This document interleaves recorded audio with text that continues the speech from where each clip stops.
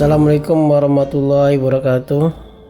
Pemirsa yang budiman, selamat datang kembali di channel Historical Islamic Revelation, sebuah channel yang akan mengungkap semua sejarah umat Islam. Episode ke-20 ini akan dibahas tentang sejarah apa itu sekularisme dan bagaimana terbentuknya ideologi sekularisme ini. Tema ini dipilih karena baru-baru ini ada kontroversi di berbagai platform media tentang ide penamaan Jalan Mustafa Kamal Atatürk di Jakarta. Karena panjangnya pembahasan di video ini, maka video tentang sekularisme ini akan dibagi menjadi 2 episode. Mari kita simak. Tapi sebelum kita lanjut channel ini, dukung channel ini agar lebih berkembang dengan cara like, klik lonceng, share, dan subscribe.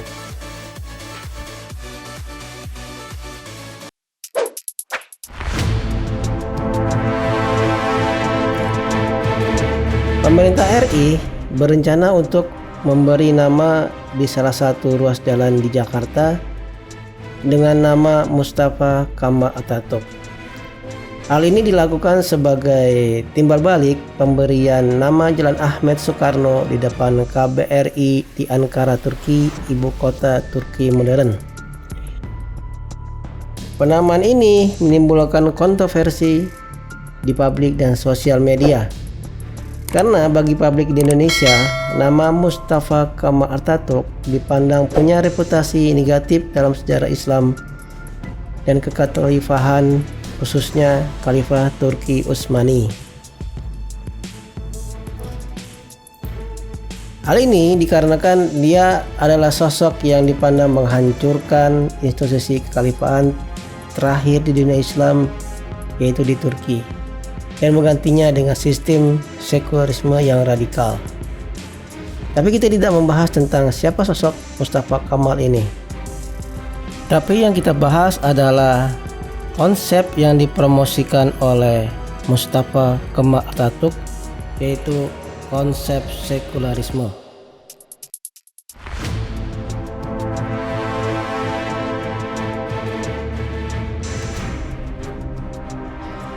Untuk memahami sekularisme, mari kita bahas dari sisi definisi dan sejarah. Definisi. Buku yang cukup komprehensif dan kritis tentang sekularisme ini dan peradaban barat adalah buku yang berjudul Islam dan Sekularisme karya Said Muhammad Al-Naqib Al-Attas yang diterbitkan di tahun 1978. Buku ini coba membedakan tentang arti sekuler, sekularisasi, dan sekularisme. Secara bahasa, sekularisme berasal dari kata sekuler, dan kata sekuler berasal dari kata seikolom, yang berkonotasi 2 hal, yaitu waktu dan lokasi. Maksud waktu adalah waktu sekarang, sedangkan lokasi adalah dunia ini. Jadi sekuler berarti dunia sekarang. Dari kata sekular ini muncul pengertian sekularisasi yang didefinisikan sebagai pembebasan manusia dari agama dan tahayul yang mengatur nalar dan bahasanya. Dari pengertian ini disimpulkan bahwa sekularisasi menjadikan logika manusia saja sebagai analisa utama dalam mengatur tentang kehidupan bermasyarakat, baik politik, ekonomi, sosial, keluarga, maupun hukum. Sekularisasi ini dengan tegas menolak ajaran wahyu Tuhan atau agama sebagai dasar dalam mengatur kehidupan manusia. Komponen sekularisasi ada 3, yaitu 1. Desakralisasi alam. Konsep ini menyatakan bahwa alam tidak dipandang lagi sakral dan tidak perlu menghubungkannya dengan Tuhan. Kedua, desakralisasi politik, yaitu meniadakan institusi dalam politik yang suci yang dianggap sebagai pasti benar dan tak mungkin salah. Latar belakang konsep ini karena di era abad pertengahan di Eropa, raja dan gereja adalah lembaga yang punya nasir Tuhan sehingga dipandang sakral dan suci. Dan di era sekuler ini pandangan ini ditentang dan ditolak, sehingga lembaga apapun dalam negara tidak ada yang suci. Yang ketiga adalah dekonsentrasi nilai-nilai. Pandangan ini menyatakan bahwa memberikan nilai relatif terhadap nilai-nilai moral dan syariat ajaran-ajaran wahyu Tuhan. Bagi kaum sekuler, nilai-nilai dan ajaran kitab suci bisa dikritik dan tidak ada kewajiban mempraktekkan. Dari kata sekularisasi ini muncul istilah sekularisme, yang sebenarnya mirip dengan istilah sekularisasi.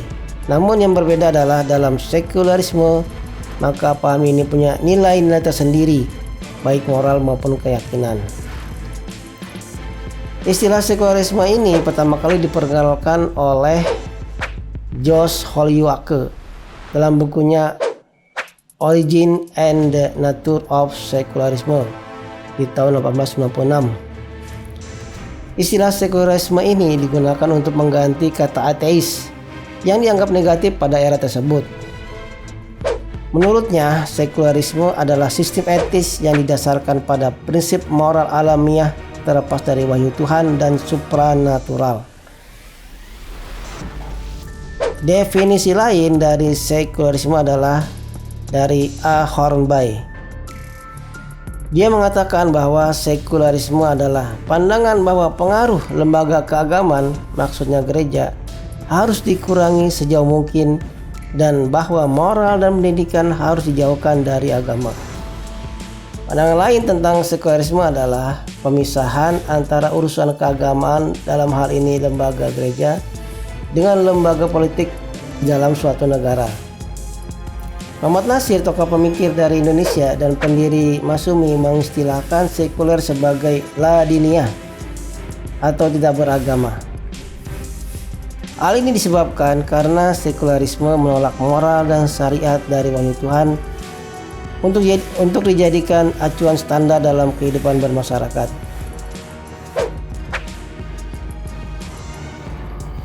Dapat diambil kesimpulan bahwa paham sekuler adalah paham keduniaan dan tidak peduli dengan akhirat. Paham di mana negara hanya mengurusi eksistensi kehidupan manusia di dunia dan menolak mengurusi eksistensi keimanan manusia untuk keselamatan akhirat. Urusan iman dan akhirat bukan urusan negara, tapi urusan pribadi masing-masing. Demikianlah konsep sekularisme digambarkan.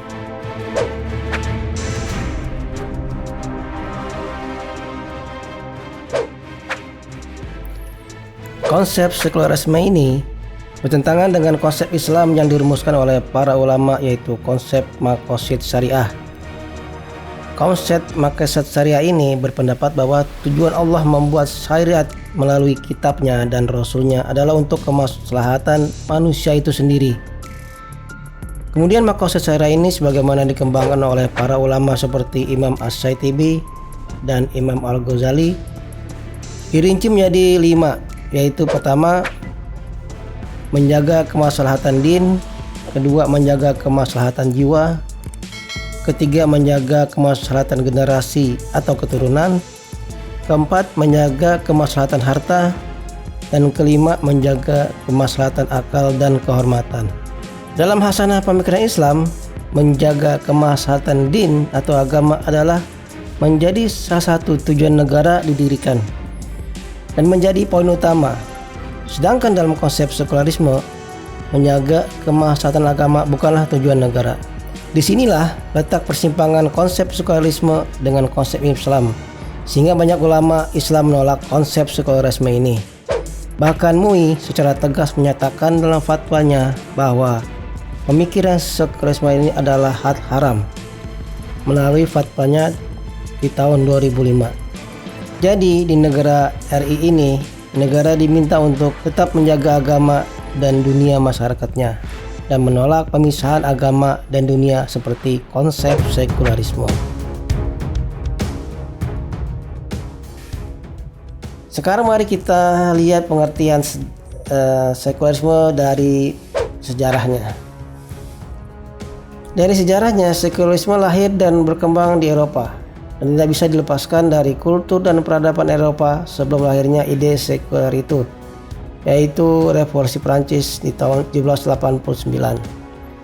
Jejak sekularisme bisa dijelaskan sebagai berikut. Eropa pada awalnya adalah dikuasai Romawi di abad pertama. Romawi kala itu membawa peradaban kuat dalam kemiliteran dan pembangunan. Dan Eropa juga dipengaruhi oleh filsafat Yunani. Tapi mereka dari segi akhlak dan moral sangat rusak. Mereka terkenal dengan kebuasannya dan mengarah ke psikopat. Hal ini terlihat dari bagaimana baik lelaki maupun perempuan menikmati pembantaian di acara gladiator. Acara gladiator ini digemari rakyat Romawi yang menggambarkan bagaimana sakitnya jiwa mereka. Mereka juga banyak melakukan hubungan seks terlarang dan menyimpang akibat ketidakmampuan banyak pemudanya untuk menikah secara normal. Ketidakmampuan ini dikarenakan harta terkonsentrasi kepada beberapa gelintir orang saja. Kegilaan masyarakat Roma pada hubungan seks ditunjukkan oleh Kaisar Caligula, bahkan Caligula ini pernah difilmkan oleh Hollywood. Kemudian datanglah agama Kristen yang dengan ajaib menjadi agama resmi di zaman Konstantin di tahun 325 Masehi. Padahal sebelumnya penganut agama Kristen mengalami teror dari penguasa akibat ketidaksukaan mereka terhadap ajaran Kristen.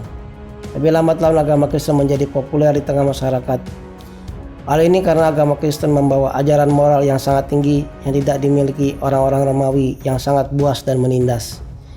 Ajaran moralitas Kristen yang mengajarkan kasih sayang terhadap manusia, berkorban untuk orang lain, mengharamkan zina, menghormati orang tua, mengasihi anak istri, melarang pencurian, dan lain-lain. Suatu ajaran yang tentunya menarik hati kaum yang tertindas di Roma karena ketinggian ajaran moral ini. Perlu diketahui bahwa kaum tertindas di Roma jumlahnya 3 kali lipat dari kaum bangsawan yang menentang kekristenan ini. Sejak era Konstantin, agama Kristen berkembang dan membentuk sebuah institusi powerful yang bernama church atau gereja. Institusi gereja ini menjadi institusi politik sekaligus keagamaan yang sakral sebagai wakil Tuhan di muka bumi. Masuknya gereja dalam politik ini berbeda sekali dari awalnya ajaran Kristen yang hanya terkait dengan ajaran moral. Pengaruh gereja makin kuat ketika Eropa Barat pecah menjadi pecahan-pecahan negara kecil dan kedespotan di tahun 476 Masehi. Walaupun negara-negara Eropa terpecah, tetapi Eropa Barat disatukan oleh Gereja Vatikan Roma.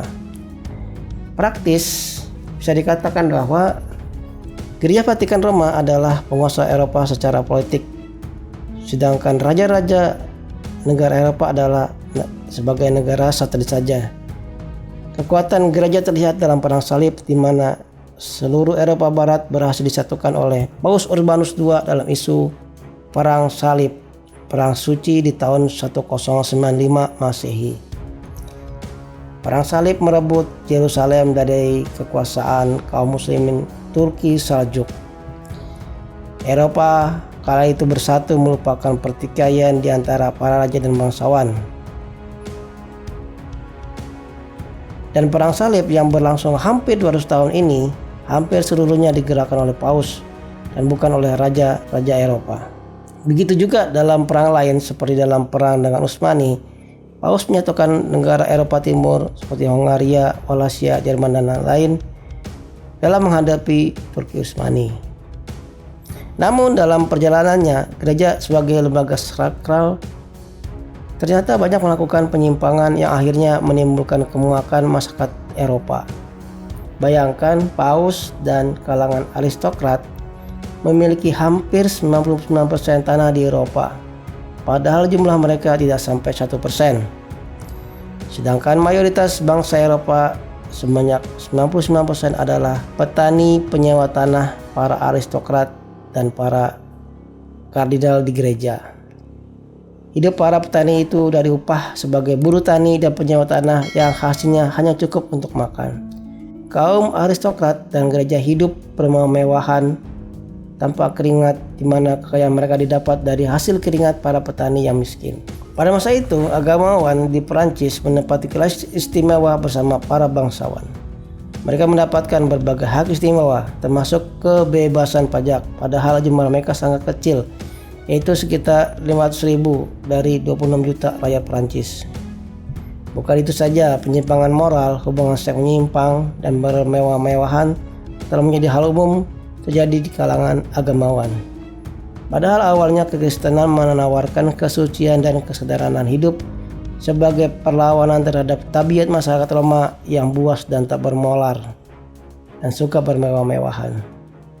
Dan dengan ajaran kesucian dan kesederhanaan ini, masyarakat Eropa masuk dalam kekristenan. Ade Nusaini dalam catatan akhir pekan 20 Maret 2011 mengutip sebuah buku berjudul Anthropodosis yang menggambarkan situasi kepausan dari tahun 886 sampai 965 Masehi tentang kerusakan moral mereka. Para agamawan itu berburu dengan menunggang kuda yang berhiaskan emas, mengadakan pesta-pesta dengan berdansa dengan para gadis ketika perburuan usai, dan beristirahat dengan para pelacur mereka di atas ranjang-ranjang berselubung kain sutra dan sulaman-sulaman emas di atasnya. Semua uskup Roma telah menikah dan istri-istri mereka membuat pakaian-pakaian sutra dari jubah-jubah suci. Ade Nusaini juga mencatat bahwa gereja tak segan melakukan penindasan terhadap pandangan masyarakat yang bertentangan dengan kepercayaan gereja, walau pandangan itu sesuai dengan sains. Gereja menindas ilmuwan seperti Galileo Galilei dan kawan-kawan yang mengajarkan teori heliosentris. Tahun 1616, buku Copernicus dimasukkan dalam daftar buku terlarang. Ajaran heliosentris secara resmi dilarang gereja. Tahun 1600, Giordano Bruno dibakar hidup-hidup sampai mati karena mengajarkan bahwa bumi berputar mengelilingi matahari. Kemarahan publik terhadap keistimewaan para tokoh agama yang bersekutu dengan penguasa yang menindas rakyat memuncak di Perancis dan meletus menjadi revolusi Perancis di tahun 1789. Revolusi ini mengubah masyarakat barat dari kekristenan menjadi sekuler. Sekulerisme di Prancis memunculkan konsep negara demokrasi, liberalisme, konsep trias politika, konsep supremasi hukum, konsep hukum positif, konsep equality before the law, konsep kebebasan pers, dan kebebasan berpendapat, dan lain-lain. Konsep-konsep tadi akhirnya menggeser musuh utama publik Eropa, yaitu para aristokrat dan gereja. Keistimewaan aristokrat dibuang dengan menghapus sistem monarki menjadi sistem republik, di mana dalam sistem ini tidak ada lagi hak istimewa bagi kaum aristokrat dalam pemerintahan, bagaimana ketika mereka berada dalam sistem monarki. Rotasi pemerintahan tidak berdasarkan keturunan, melainkan melalui pemilu yang mengedepankan kemampuan logika bukan keturunan. Aristokrat juga tidak lagi berada di atas hukum karena prinsip supremasi hukum dan equality before the law menghapus privilege aristokrat di depan hukum dan semua disamakan dengan rakyat biasa. Semua sama di mata hukum. Keistimewaan kaum gereja juga dibuang dengan konsep sekularisme, di mana gereja dilarang ikut dalam memberikan kebijakan dalam hal politik, ekonomi, sosial, bahkan moral sekalipun. Gereja hanya diperbolehkan mengurusi ritual ibadah semata seperti ibadah gereja, perkawinan, dan kematian. Pemenang gereja untuk masalah ekonomi, hukum, politik, sosial, dan moral diserahkan kepada Dewan Perwakilan Rakyat dalam sistem trias politika. Gereja juga tidak punya hak privilege di depan hukum karena konsep equality before the law mengharuskan penghapusan perbedaan perlakuan dan akses hukum untuk masyarakat dari golongan manapun. Jadi dalam sejarahnya sebenarnya sekularisme itu menggeser hak privilege kaum aristokrat dan gereja dan menyerahkannya kepada rakyat dan logika rakyat. Demikianlah penonton, bagian pertama dari 2 seri pembahasan tentang sekularisme. Di bagian mendatang akan dibahas bagaimana sekularisme menyebar di dunia, termasuk Turki, Rusia, dan Indonesia. Wassalamualaikum warahmatullahi wabarakatuh.